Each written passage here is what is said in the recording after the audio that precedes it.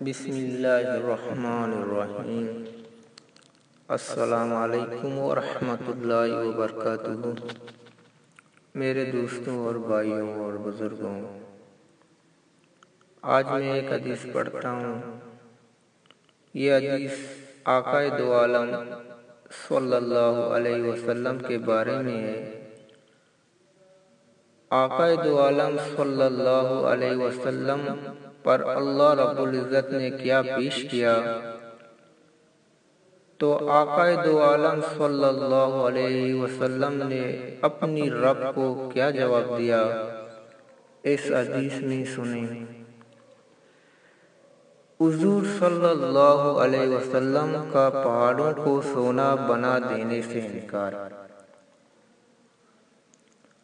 حضور صلی اللہ علیہ وسلم کا ارشاد ہے کہ میرے رب نے مجھ پر یہ پیش کیا کہ میرے لیے مکہ کے پہاڑوں کو سونے کا بنا دیا جائے۔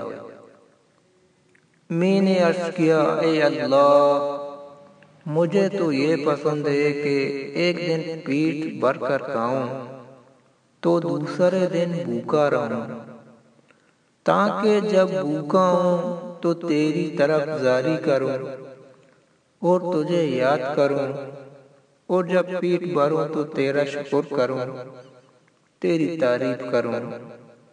فائدے میں شیخ الحدیث نے لکھا ہے، یہ اس ذات مقدس کا حال ہے جس کے ہم نام لیوائیں اور اس کی امت میں ہونے پر فخر ہے، جس کی ہر بات ہمارے لیے قابل اتباع ہے۔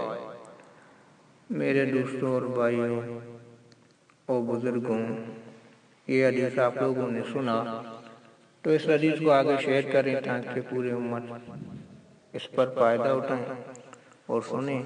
اللہ رب العزت ہمیں بھی اجر و ثواب دے گا، انشاءاللہ آپ لوگوں کو بھی دے گا، اور انشاءاللہ ہمارے چینل کو سبسکرائب بھی کریں، لائک بھی کریں، شیئر بھی کریں۔